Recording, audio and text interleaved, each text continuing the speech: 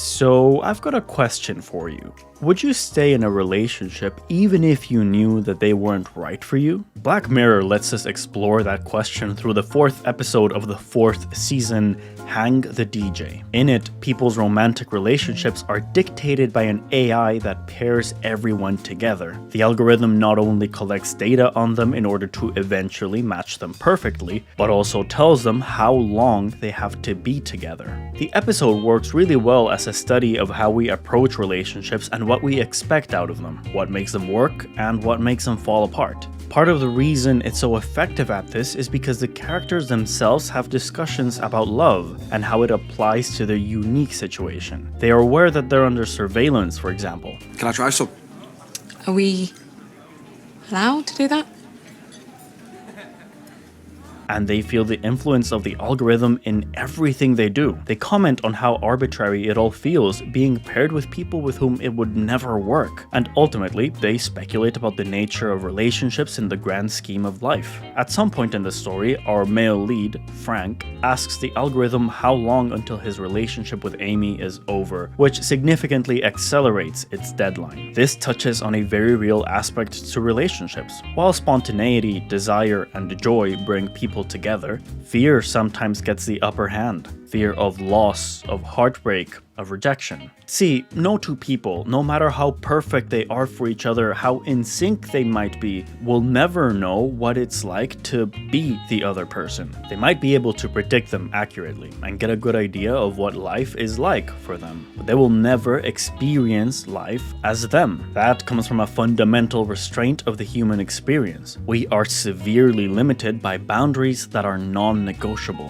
Whether it's our physical boundaries keeping us trapped in our bodies, or mental or emotional ones like hopes, fears, and expectations, we will never truly know anything but ourselves. This extends to relationships, obviously. Frank will only know Amy to the extent that he knows what having Amy around feels like. The intimacy, the conversations, all the big and small gestures. At the same time, being apart from someone you love, when you're missing them, what you're experiencing is their absence. For example, this is what Amy feels like when she's lacking in Frank. By the way, this is the Bella Swan seasons montage of Black Mirror. The reason why Frank's question ends up ruining the relationship is because he poisons the act of having with the fear of losing. By fearing the abstract, inevitable, insurmountable pain, he ends up manifesting it. The end of the episode is packed with a few clever subversions of the story. On the day when Amy is supposed to be paired off with her ultimate partner, she rejects the choice and goes with Frank instead. The thing is, the algorithm was expecting this to happen. It wasn't ever going to put them with their perfect match, but effectively kept taunting them into rebelling, to see how much they could be pushed away until they took matters into their own hands. How long until they choose love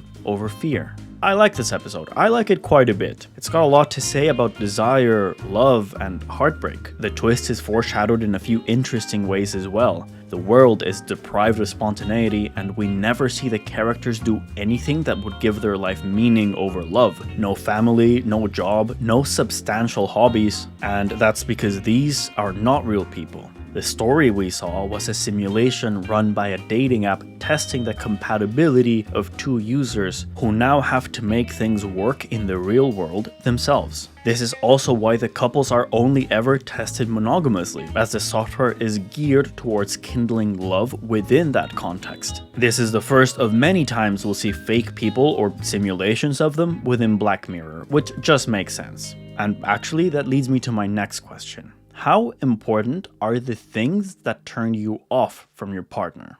Be Right Back is one of the more emotionally complicated episodes of Black Mirror. It deals with themes of grief, one-sided relationships, private and public life, and the intimate intersection between them. We follow the story of Martha, a woman who moves in with her partner Ash into his old childhood home, although very soon after, he dies from what is implied to be texting and driving of some sort, I think.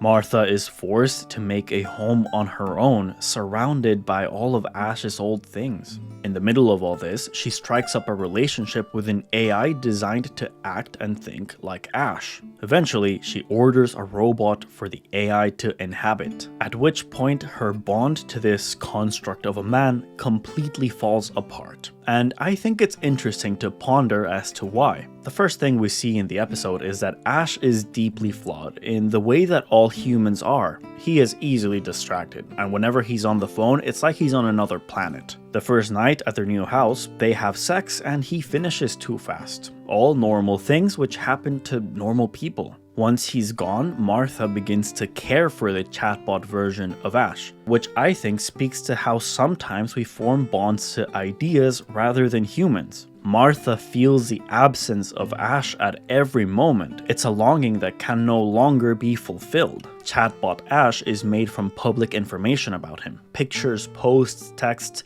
as well as whatever Martha shares with it. So for a time, this does alleviate the ache in her. It's eerie, but it's also soothing.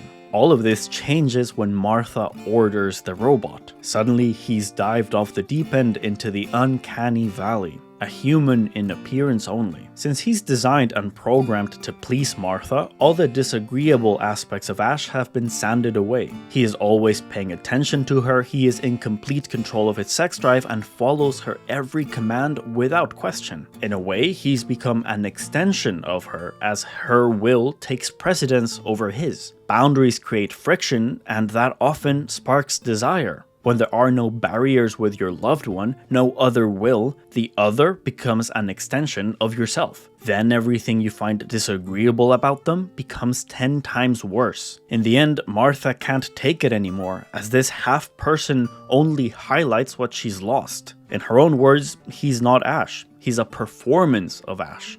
There's no history to you.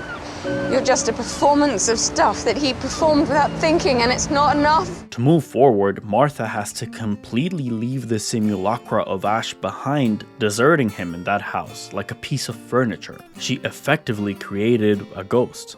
Another banger of an episode, even if it's more low-key. To me, the most interesting part is seeing Martha's behavior when Ash is still a chatbot, when she lets herself have feelings for him and we see the telltale signs of falling in love. She becomes absorbed by this relationship and it's now her who's glued to her phone. It's funny, being in love has a way of validating your perspective and supporting the goodness of your choices. It's exhilarating and we don't want it to ever stop. Why do you think so many people become consumed by their relationships and push their friends away? And it's not the partner's fault. It's just a trick that happens to us when we fall in love. It takes a lot to be in love. It feels so natural when it happens, but it subtly requires a strong self-image. Something for this significant bond to latch itself onto. The other interesting thing is how Martha allows herself to fall in love with an idea. She knows this version of Ash is not a person, yet she goes on dates with it and attempts intimacy. This episode is an inverse of Hang the DJ. Sometimes we form stronger bonds with abstractions of people than with the people themselves. Let's move on to the next question. When desire is sparked, how much time do we spend thinking about ourselves? It's time to talk about striking vipers. The plot of this episode is really quite simple. Two friends play a VR fighting game, and while they're in the simulation, they can't keep their hands off each other. The problem is, one of them is married, and they're both men. I guess I'll start by saying that while I respect that reading, I don't think Striking Vipers is about trans identity, but I do think it has a lot to say about the interplay between gender and desire. More specifically, I think it's a commentary on how masculinity constructs attraction. We have two men, similar in many ways, but crucially different in others. Danny is married and he spends a lot of time looking at women. This is born not only from desire for them, but also as an impulse to define himself. He begins to know what he is by understanding what he is not. And I don't think this comes from contempt towards women either, but instead from a desire to complement. If she is a wife, then I am a husband. If she is a mother, then I am a father. Then there's Carl, who we often find looking at men. While he evidently does feel some sort of attraction towards Danny, we also find this gaze of his in non-sexual scenarios. Carl comments on how other men style themselves. Check out the Robin look on this guy. He is more concerned with his appearance, goes to a tailor, works on his physique. He is still attracted to women, but even while he's dating them, there's a sense of performativity. He takes beautiful women to beautiful places where he is likely to be seen by other men and potentially envied by them. This is all complicated when he plays as Roxette and enjoys the experience of sex through a vagina. And while that is certainly a big change, I feel like Danny playing as Lance is also a big shift that's easily overlooked. It's not as dramatic, but it's just as meaningful. When he is living through Lance, Danny is in perfect shape. He is less self-conscious, his knee injury is gone. And Carl, on the other hand, is free to experience pleasure without the pressure of being looked at as a man. Their affair creates a strain in both of their lives, and towards the end of the episode, they decide to kiss, to once and for all figure out if they are gay or not. Turns out, no, kind of. Carl is the first to declare that he felt nothing from the kiss, which makes sense. It'd be hard for him to feel attracted to another man while still seeing himself as one. Danny is more reluctant to deny his feelings, leaving us to wonder if maybe he has more complicated thoughts about his relationship to Carl. Perhaps he enjoys the act of pleasing him. I mean, look at how he looks at Carl while he's explaining these new physical sensations. After the kiss, the boys get into a fight, because of course they do. Fighting is one of the few socially acceptable ways for men to touch each other. It is a fighting game, after all. I guess I'm just glad the game they bond over is essentially Street Fighter and not Mortal Kombat. Striking Vipers may leave a lot up to interpretation, but it touches on a lot of interesting topics. Several of the ideas we've been circling around, like self-concept, gender, and how we look at the people we desire. But when it comes to the importance of looking, no other episode does it better than the next one up. Here's another question. Is love something that you feel or something that you do? Arguably, San Junipero is the only episode in this list that ends with a happily ever after. And while that is extremely unrealistic when it comes to real relationships, it happens to be very lucky for us, because it lets us chart a clear line between the first spark of desire to the final dissolution of every problem. The plot of the episode follows two women, Yorkie and Kelly, who for one reason or another happen to be near the end of their lives. Yorkie has been paraplegic for over 2 decades, and while Kelly is relatively healthy, she's lost all her family one by one. To offer people like them a chance to escape, they use a digital service, something called immersive nostalgia therapy. It's essentially a VR platform where they can be young again, drink, have sex, get into fights, whatever they want. Kelly and Yorkie first meet in this digital town called San Junipero, and it all starts with the act of looking. Yorkie spots Kelly as she goes into a club and decides to follow her in. Later, when they get to talking, they comment on what it feels like to be looked at. I'm regarding you.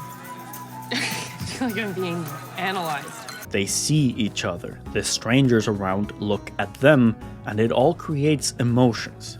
Joy, fear, desire. Looking is the first and easiest way we have to overcome the boundaries of our bodies, and this is magnified in San Junipero.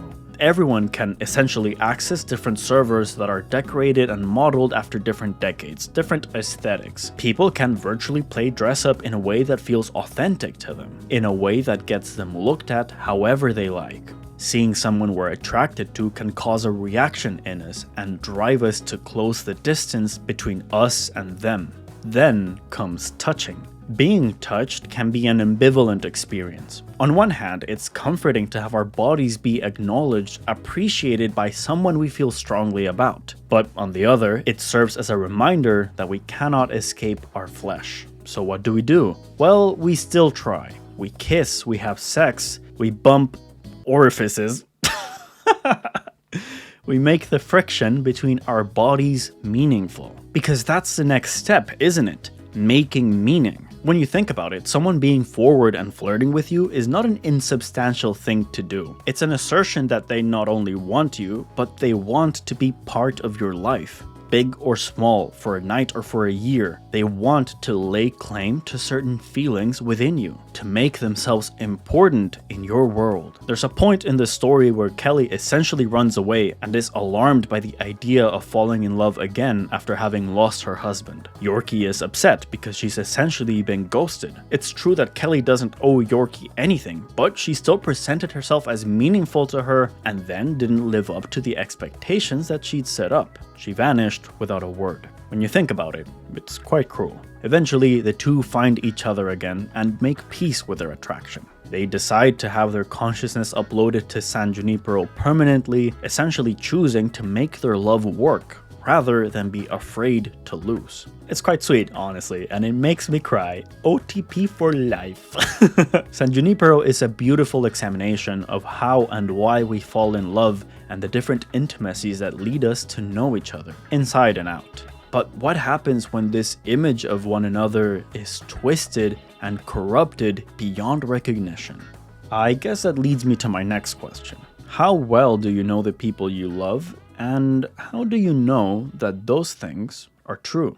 Eulogy is an incredible episode from the newest season, the 7th. And I think it's so effective because it's very straightforward. Not only is the story concise, but it synergizes beautifully with the characters' conflicts. One day, Philip is approached to participate in the virtual eulogy for his ex-girlfriend, Carol, someone long gone in his life. The technology is very similar to San Junipero, where the characters are immersed into a recreated context, this time extracted from pictures and sounds. The computer is personified by a character called the Guide, whose job is to help collate memories of Carol, to curate them so the people mourning her can relive them. The problem is, Philip has memory hold Carol to the dark recesses of his mind because he's still resentful over the idea that she maybe cheated on him and then vanished from his life. Philip and the Guide try their best to piece together the events of what happened and re-examine his interactions with Carol. This leads them to some incredible set pieces, representations of half-remembered experiences. A big part of the brilliance of this episode comes from the writing. It was co-written by Charlie Brooker and Ella Road, who's an accomplished playwright, and honestly, it shows. This episode feels like a stage play. Other than a thrilling visit to the photo printing place,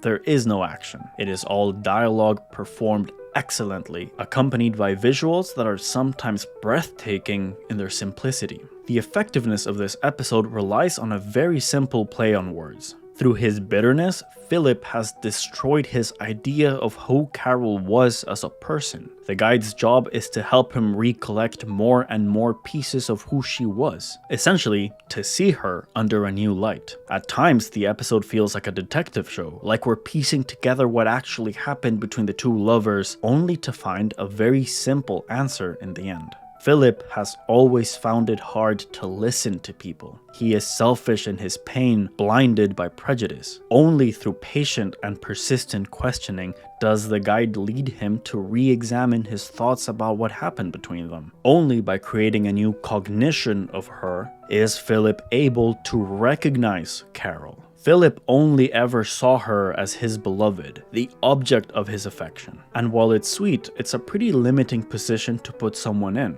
Any mistakes they make are exponential in their gravity, and their relationship to you eclipses their humanity. It's a great episode. Brilliant acting, excellent writing, wonderful direction. Definitely a standout for me. So, on that note, I'd like to tell you about what is potentially my favorite episode of Black Mirror ever.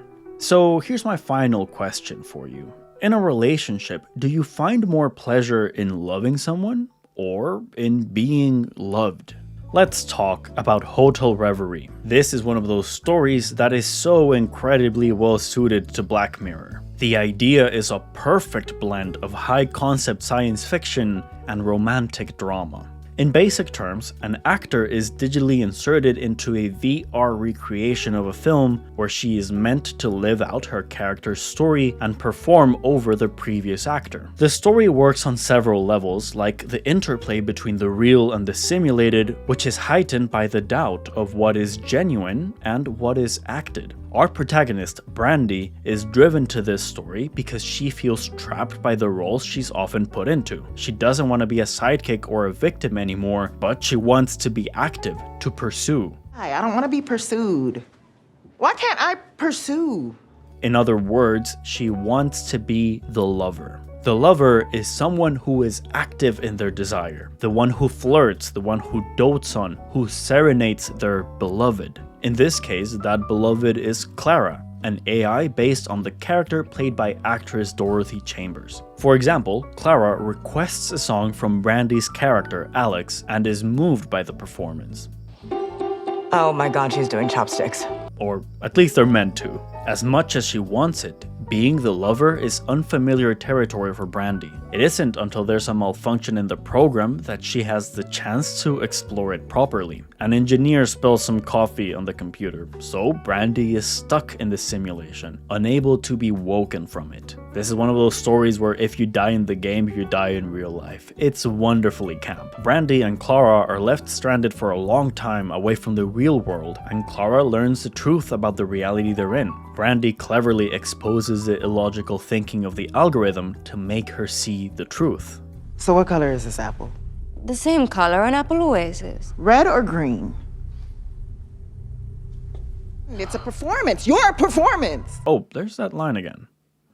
Once they're on even ground, can the two acknowledge each other as equals, and a genuine relationship flourishes between them. Clara graduates into Dorothy, and Brandy is able to indulge in her desire of pursuing Dorothy while learning that in a healthy relationship, one has to enjoy both. To be the lover and the beloved, to make beautiful gestures, and to be kind in receiving them in turn. The two spend an indefinite amount of time falling in love when they're suddenly forced apart. The engineers get the system running, and in an instant, Brandy's beloved is basically deleted from existence.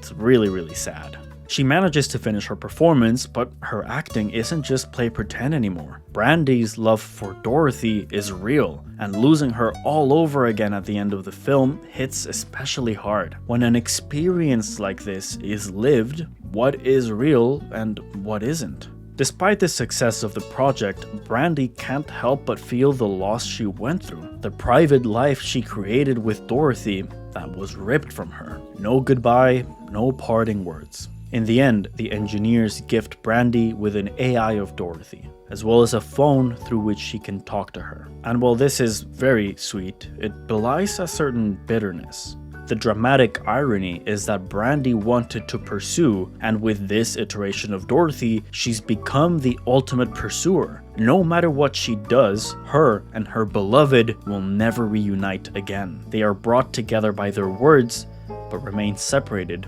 by a screen. Beautiful, man. Just as sad as it is heartwarming. I do love this episode. It reminds me of one of my favorite films of all time, last year at Marienbad. Weirdly, both films are more grounded and also more high concept than the other. It was always going to be a slam dunk from me. All of these episodes are amazing. Wonderfully written, directed, performed, produced, edited. Great job to everyone who worked on them. Great job all. Well done.